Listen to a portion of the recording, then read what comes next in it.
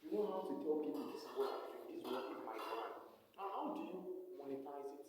In other words, how do you do what will command the money? Already with product presentation, you've captured people's what? Attention. However, there's something that can chase people away. It is what? The monetization. How do you price what how do you place, how do you price what you're selling, what you want to sell?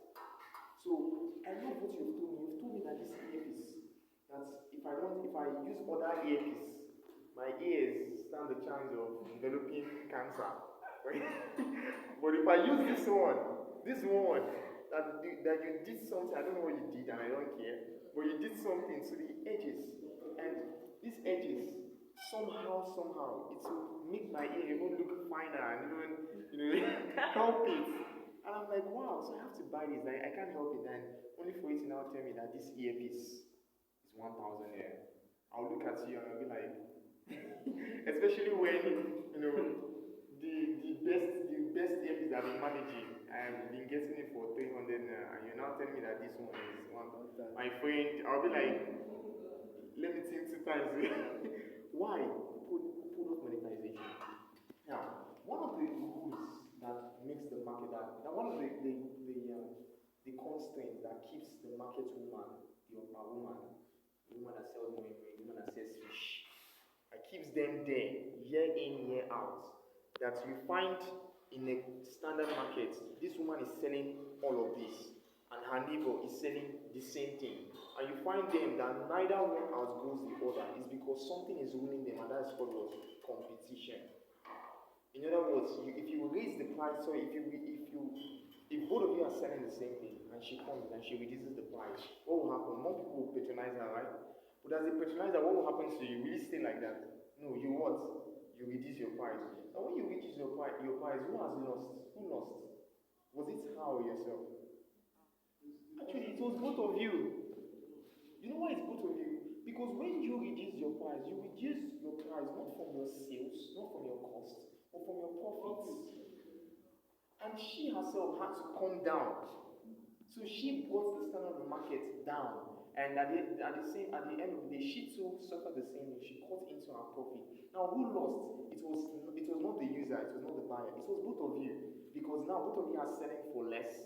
You have lesser profit, and the capacity to expand your business has just been reduced. That is why Grant Cardone said, competition is for sissies. Competition is for sissies.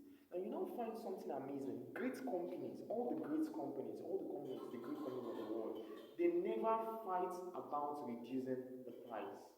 They never fight about, hey, this is what we are selling, you understand? In order to make you happy, let us reduce our price to this. No, they don't do that. Rather, what they do is that they set a standard and force you to rise up to the standard. Example, Apple. iPhone. Imagine. Like, that's wow. So you now see how that Apple, they never, okay, look at Dell, the same thing with Dell computers.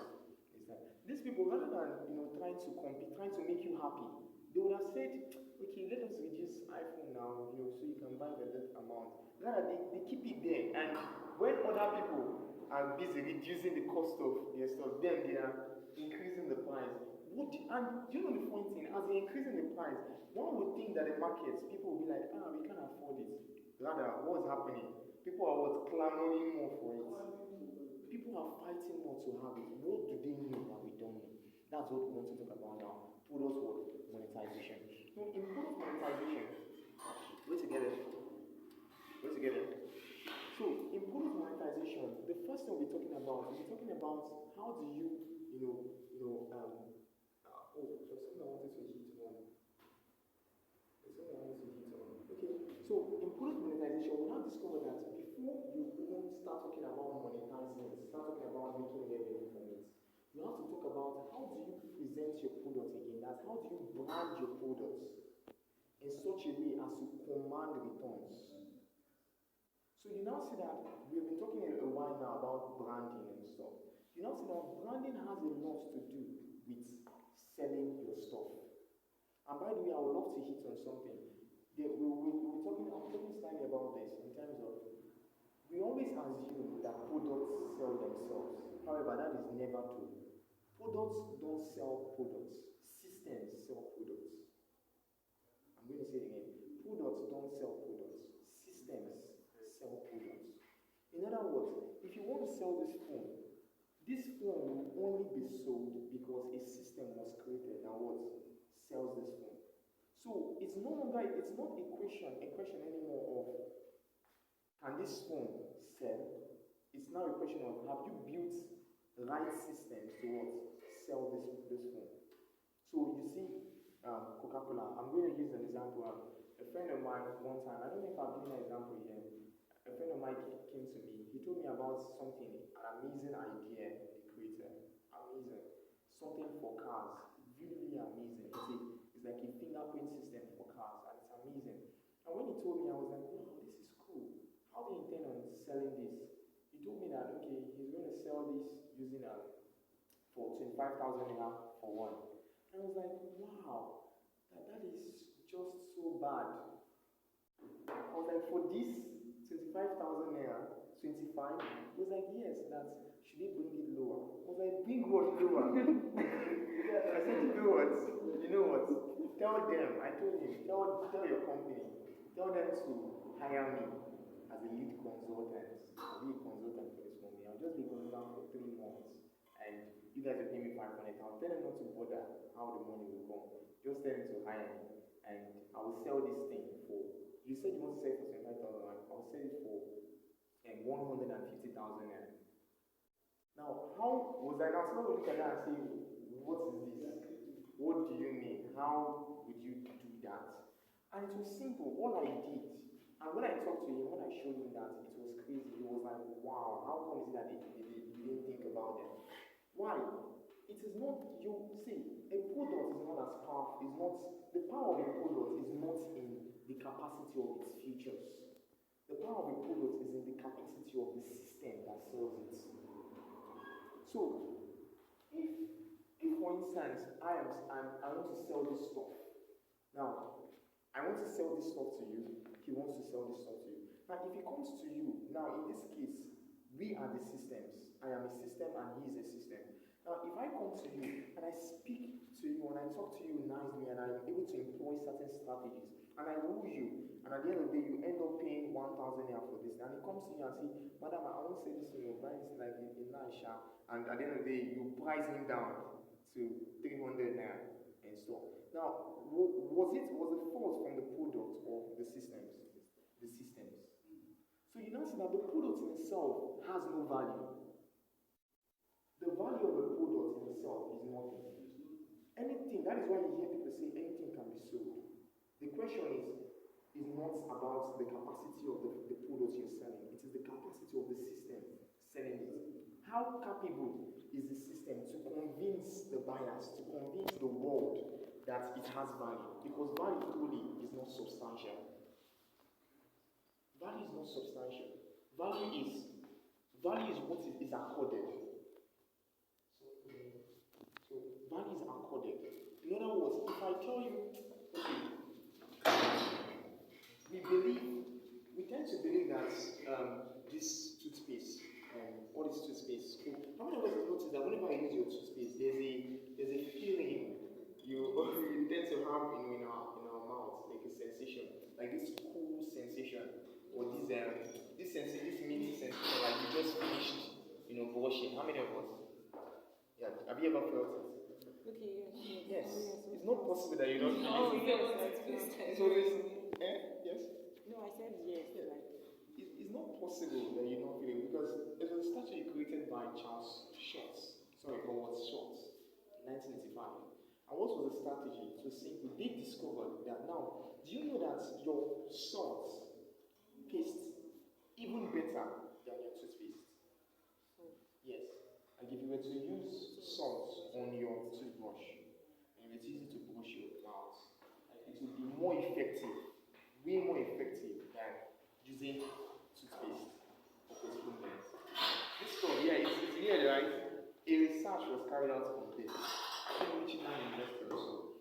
It was carried out on this to check the effectiveness, and it discovered that your toothpaste is not so different from this stuff. Yet, how many of us, when last do they use salt? Do we ever use salt? Yeah. Yeah, it's not even, it boggles the mind to even think that. However, the truth stands that salt, just as chewing stick, and many of those stuff, performs that it does it even better or to have the same result as the paste. So when in 19, I think now 1980, Respondent, which was one of the very first companies to start selling toothpaste, they came out into the market and they tried selling the paste. Now the funny, we also know about this brand, Cool Breeze, the yes. What? Oh, come there. Why am I eating this stuff? I'm eating this stuff to show that the value we accord to a product is not because of what the product in itself can offer. It's because of what the system offers. What the people, the system you've created, what it sees. In other words, this phone is not good because you see it as good. No. It is good because something and someone, a system made you believe that it is good. So you look at it and you use it based on the perceived benefits that was presented to you. So, and that's what we're talking about. So, Respondent, they tried selling them when they first came out, and for years, I think they stayed about 2 years, sales was not forthcoming. The company was crashing, it was going bad and all of that. In fact, as of then, it was only 25% of Americans, because it first started in America, only 25% of Americans used toothpaste. So they needed to increase that margin to 90%. The same thing with Bill Gates when he started Microsoft 1.0. Now, what was the change? What's introduced? What's boosted the sales? It was when Respondent from nowhere came up with the opinion, he came up with the notion that that this stuff, when that I asked about that early feeling, right? What they did was that they added something that's a chemical that does not make your mouth cleaner. It doesn't make you feel, it doesn't do anything. Rather, what it does is that whenever you use the paste, it just gives you that sensation that something touched your mouth. So what did now the Charles Schultz, what he did was that he now sold to the public. He presented to the public that whenever, see what he said. He said, remember I talked about the fear strategy, and we're talking about pricing now, and we're seeing that the price in the markets, the reason the market keeps failing is because they keep trying to please customers by what? Reducing the price, by trying to appeal to the customer. However, for great companies, for companies that would do amazing stuff, what they make their sales not by trying to appeal to the customer, but rather by what? By raising a standard that the customer wants to rise to.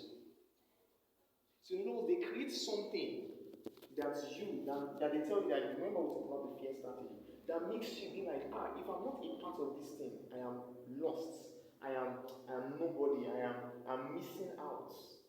So they create that stuff. So Apple phone makes you believe that if you don't get Apple, you're not happy. If you don't get Apple, you're not happy.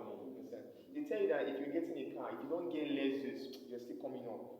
It's not something still wrong with your Benz, all this kind of stuff.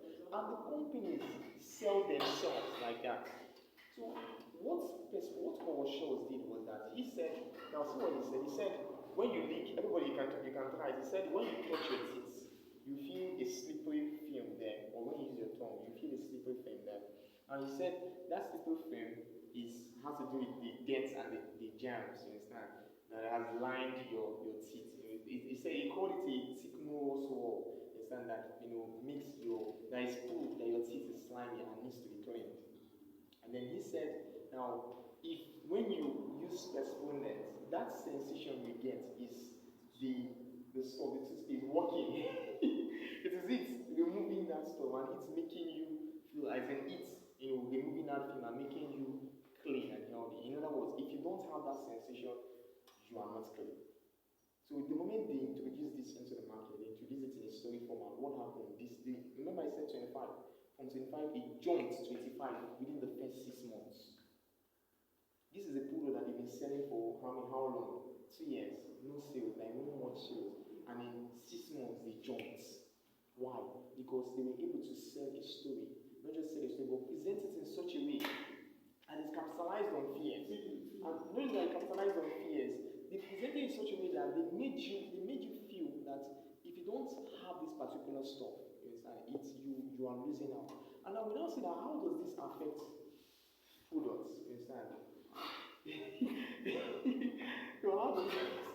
how does this affect products? So we now say that it affects products in terms of when you want to sell your stuff, you have to create a system. Now, what was the system that was short? What was the system he created? He created a system that selling this thing, feeds on this quality. What is this quality? If you don't remove the film from your teeth, you're missing out. So before whatever we are doing now, whatever foundation we own, whatever business, whatever company, whatever it is that we're looking into, the question now is, what system am I creating that sells my products? Now, in creating your system, it means that you're talking about the story, that's the presentation. That's why we talk about branding, because this is the branding. The branding you create is a system on its own. Number two, how do we talk about pricing? Because pricing is another thing. After you've branded it well, what the branding does is that it makes people want to buy it, want to buy into it. And many a time they want to buy into it irrespective of the cost. However, what happens when competitions come up? For instance, every toothpaste in the world now uses what? That same film. They all bring in that film. So how do you now reduce your price? What do you do? Now the solution is this. That's where we're coming to. I call this that you have to be able to identify the grab power of your product. What is the grab power of your product? GRAB. The grab power of your product. Now, in order to be able to identify the grab power of your product, your franchise, your business, your company, whatever, you have to be able to answer this thing. Number one, what irresistible offer are you offering? As are you making? People, now we should understand this thing. Remember that we said in the business world, in the rules of power, Robert wrote in his 48 laws of power, one of the things he wrote was like, never appeal to the generosity of a man. Was never assume that if I want to collect money from him now, I shouldn't ask him for money, believing that he is generous. He said no, rather appeal to what their self-interest. Why? It's one of the laws of power. Why? People are naturally selfish. They could buy something from you, not because they are good, not because they want, but because it appeals to their self-interest. So when competitions come into your product, you're doing something, and by the way, there's nothing you will set out to do that no other person has done or no other person will do.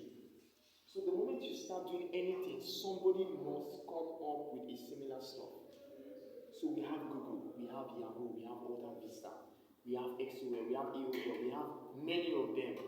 Yet Google is on top, and it is the fourth richest company in the world, also about $700 billion. How are they doing it? How are they staying on top? And the margin between them and the second highest, Yahoo, is great. How are they doing it? How? And that's because of this strategy. The fact that they know their grab power is high. And there are three qualities of your grab power. Remember, grab power tells about how powerful your product is. Now, there are three qualities in your grab. Number one, how crazy, how irresistible is your offer? In other words, how alluring is what you are selling? So when I'm in the market, I'm selling tomatoes. This woman is also selling tomatoes. Now the woman reduces her price. Now rather than me reducing my own price, what can I do? I can make my tomatoes, the offer I'm offering in my tomatoes higher. So rather than this woman sells 3, now notice this, she sells 3 tomatoes. 3 tomatoes now is how much? 200. 200, okay. Yes. I didn't want to say something off, so I won't cover myself. three tomatoes for 200 naira, and then I'm also selling 3 tomatoes for 200. Now the woman, she's tired of not selling, she's tired of life. She wants to sell well, and she reduces it to what? 150. Now normally I would be like, let me reduce my own tomato to what? 1. Now rather than doing that, what do? I can pick it up and say that I'm still selling it for what? 1 for 200 naira. Well now rather than selling 3, rather than reducing the price, I sell 4 for 200 naira. And perhaps, and that's, we talked about irresistible offer, right? So irresistible offer is number one, that you have to offer something crazy. Something that when the people look at it, they'll be like, this is unusual, this is really nice. It's appealing to their self-interest. Number 2 is that after offering the irresistible offer, you have to offer something that appeals to their greed, that something that seems free. Do we notice that we tend to buy products, we tend to buy things that has free to do with them? There's something free. Maybe free delivery, free, you buy this free added item, and no matter how small it is, as long as there's something free in it, we just love it. And we like it whenever we see that word free. We do it on campus. Yeah, that's okay.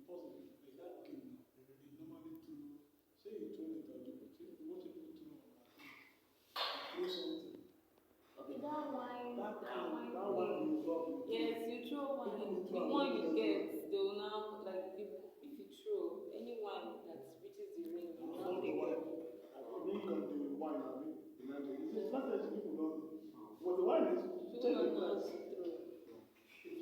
So as long as we have that word, those words free, then Nigerians, Africans, the world loves it. Why? Because what you're telling them in that moment is that you're giving them something extra that they didn't pay for.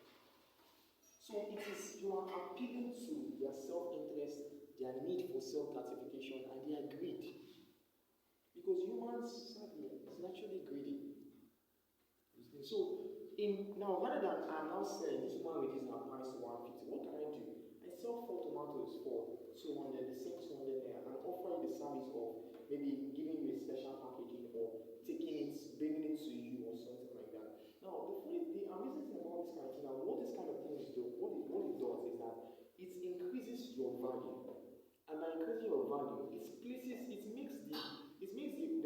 the person buying feel like, for this person to keep this standard, there's something special about this person. And this person is just, we don't like psychophants, we don't like pretenders. So it makes us feel like, this woman is trying to, how am I sure her tomato is even nice? But this woman is like saying to her, she's offering this other benefit, come on, there's something to this one. So rather than reducing the price of whatever we're selling, or customers can forgive reducing the price, but they will never forgive reducing the quality. So I'm buying a particular, let's say I'm buying pancake. Now it's okay if you increase the price rather. If you increase the price of the salt, I can forgive it when things are getting cost, things are expensive. I can forgive you. But when I taste after pay, you know why they can't forgive you when you reduce the quality? Because they feel the seed. They feel like you've preyed on their ignorance, you've preyed on their thirsts. And that is why one of the things that sells the most in business is credibility. You establish credibility over time, people will keep patronizing you. Why? Remember we always said something that customers are not loyal. That's a myth. It's a myth. Customers are not loyal. Customers are habitual. In other words, customers, you buy stuff from the woman you buy on the road, not because you love her stuff, not because you like her face, no. But because you buy out of her from her, out of what? Out of habit. So anytime you want to buy something, the first person that comes to your mind is the woman. The other woman does not come to your mind, that's why you don't buy from her. However, the day you buy from her, you notice that her biscuits, it was open and the biscuit is soft. And you buy from her that day, out of habit, you buy from her again, the same thing. You buy from her again, the next time what will happen? You will run. You will run. you would have run. And why? You see, you saw and you conquer another shop. You run away. Why? Because you now feel like you've been deceived. You feel like you've been cheated. So in product monetization, rather than reducing the price or whatever you're doing, what do? You raise the standard and offer more. You increase your grab power. How do you increase your grab power? You make a crazy offer. Number 2, do something free. That is, give out something, go out of your way to offer more service. And then finally, after making an irresistible offer, giving something that is free, the next thing I do is that you give a guarantee. Do we notice that if we want to buy this stuff, if I wanted to sell this stuff and you genuinely want to buy this, and I told you that if for some reason this phone should get banned, this stuff should get banned in, let's say 3 days or so, that come to me, I'll replace it for you, or I'll give you back your money. Do you know you feel safer buying it than if I just sold it to you? Now, we have established the fact that people are habitual. We have also established that people are selfish, whether we like it or not. Our system was built to be selfish, to be self-driven. Now, the next thing that we established is that people are lazy. People are lazy. How many times have you been in the house and you just want to buy stuff, you want to eat shawarma or you want to eat KFC, and you want the seller to know that you want to eat the thing. You want the same seller to bring it to you, and you want the same seller to reduce the price. We are lazy. We are naturally lazy. So, by increasing the grab power of your product, what it means is that you're making a crazy offer, a irresistible offer. Then you're going ahead, you understand, to something more, offer more, something free, and then number three, you're giving a guarantee. In other words, you're telling them that this thing is coming to you at almost no cost. So even if something goes bad, I am confident enough of what I'm offering to you, and even if it goes bad, I will replace it for you, I'll give it back to you. Now, do you know the funny thing? At the end of the day, because of the guarantee, even if it fails, even if that stuff fails, do you know that many a times you might not even come to me again? Why? Because you appreciate the trust, you appreciate the fact that I was willing to step out of my way to offer you that added value. Are we together? Yeah. So I'll be summarizing that. So we talked today about products. We talked about how that product presentation, and we said that it's important to present your products and the importance of product benefits and what as opposed to what product features. And now we talked about product monetization. How that you don't decrease the value, you have to create a system that sells your product well. Your product will only sell to the degree that your system lets it sell. And then we talked about increasing the grab power of your product. So when you increase the grab power, the higher the grab power, the more people will be willing to buy. Now, after talking about all of these things, the final thing is, now you've sold your products. How do you do the one thing that every company in this world, if you're a business, whatever you're doing, how do you do this one thing? Because this one thing is what every business is targeted, which is what, how do you get your users addicted to what you are offering? That is product addiction. So we've talked about product presentation, we talked about product monetization, and we're talking about product addiction. How do you get them addicted to your product? Because at the end of the day, what really matters in the long run is not how many customers you sold to today. It is how many customers that returned after the sales. So I don't care if you sold to 1 million people today. The question is, how many of them came back tomorrow? And how many of them came back the next day? If I only got 10 sales today, and the same 10 people came tomorrow plus more, and more, those same people came again the next day with more, I will outrun you who sold 1 million sales today, and tomorrow nobody came. So it is product addiction. Please, can you also explain this just from the previous using the painting as a business? The painting. People that use painting. Painting. It's not sure you do. Why do they keep on coming back for painting that they're not even sure if it's real? Okay, if you notice something, this stuff now is talking about is falls under the class of branding. We talk about companies. You can own a company, you can own a foundation, you can also own a brand. Now, branding has to do with you don't have any franchise or any enterprise that you're running, but you have a specific value that you're offering. And this specific value has to do with your skill, that thing that you can offer. And painters fall into that category. Now, you now notice something now. How many of us notice this? Why is it that there are many singers in the world, right? Many musicians in the world. Why is it that we only follow? How many of you, if you're here, you follow all the musicians there is? Raise your hands so that we can one day from you. Let's know that you're not normal. You've never been normal.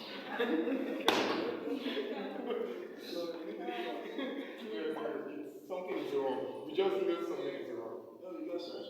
So, no, we need to know actually. So, now, why is it that we don't follow all of them? Why is it that there are many people who sing, who dance, people who speak, people who teach, and yet we don't follow all of them? We follow specific people. Why do we follow these specific people? Because these are the people who somehow, they answer our wants, our desires. They answer our problems, either in the form of painkillers or in the form of vitamins. So we now see that here we're talking about product addiction. Now remember that I am addicted to a product, not because the product in itself is addictive. Remember, when thinking about business, that's one thing we've been talking about this last 3 weeks we've been talking, which is that you don't think the way the business person on the road thinks. We don't think in terms of the product. The business person on the road believes that his product has power. But we don't think that way. Rather, what do we think? We believe that the system behind the product has what? Has the power. So now we are trying to get this, we're trying to get them addicted. Now we understand that the product in itself has no addictive what? Power. We all of us here, we all want to use toothpaste in the morning. Does the toothpaste have any addictive power? No, it doesn't. If it had, they wouldn't recommend it. They would have seized that thing and closed down that company. It doesn't have any addictive power. power on its own. However, the addictive power it has is because of the system that sold it. So, in talking about these painters, you now see that the painters, now, the reason the product is addictive in the first place is not because of the product itself, but because I myself have a recurring wants. I have a desire. And what is the desire? The desire is that, let's say, I need to feel happy, for instance, or let's say I need to feel gloomy. No, there are many of us like that. Yes, I need to feel gloomy, or I just love seeing something out of this world. Mona Lisa. That guy. Anyways, Da Vinci something else. So we now see that now because I have a recurring wants, I'm following this particular painter, not because the painter has any special, not because what the painter has creates has any special powers in itself. It doesn't have power. That's why you that you're not interested in, you can sit and look away. Because it doesn't have any power in itself. The power it has is because of the power I've given to it, which is the power of my wants. So I'm following the painter because I have a recurring want that is continuously satisfied by that person. You know, the person has created a system of his painting that has a unique taste that continues to satisfy that want, hence keeping me addicted. So we've talked about product presentation, we talked about product monetization. So we now see that if you present your product well and you monetize it well, at the end of the day you would have found yourself engaging product addiction. In other words, you keep getting, and that's what you want. Your focus, your primary focus is how do I present my product in such a way that this my user will continue being scared that if he doesn't continue to use my product, he'll be in danger. And he comes first day, and he comes second day, he comes third day, and then the pricing is favoring because I keep establishing a good value with very awesome variability and keep establishing a good standard. And at the end of the day, he keeps coming around. And before he's addicted to my product. And he's addicted because I presented it well, I monetized it well, and I engaged a creative system that engages customer addiction. So with this, we now see that when we go back to our businesses, our brands, whatever we're doing, we now see that, okay, we now begin to be able to answer the question of, have I been presenting this well? Have I been presenting the futures when I'm talking about the benefits? Have I just been talking about this, or have I been talking about the story, canvassing a story around the product I'm offering? Have I been doing that? Have I been putting the person I'm talking to in the stead of the vision I'm trying to paint, while making the person run away from something that I created that might not even be real, or something you understand that's for real, it is an imminent danger? Have I been presenting my business in this way? Then have I been monetizing as well? In terms of rather than reducing the price or heightening the price or any of those, have I established an appropriate value chain that offers the services or the products that presents it in such a way that makes you want to purchase it? And why do you want to purchase it? You want to purchase it because the pricing is such that it tallies with the value system that you have communicated. That's product monetization. And then finally, have I engaged addiction, the powers of addiction? Do I have 1,000 users or 1,000 buyers every day? Or do I have 1,000 customers that keep coming to my store? Which do I have? Now, if I have 1,000 customers that keep coming to that keeps returning, I know I am more powerful than you. I keep having 1,000 newcomers every day. Because I know that someday you'll run out of customers. And I will never run out of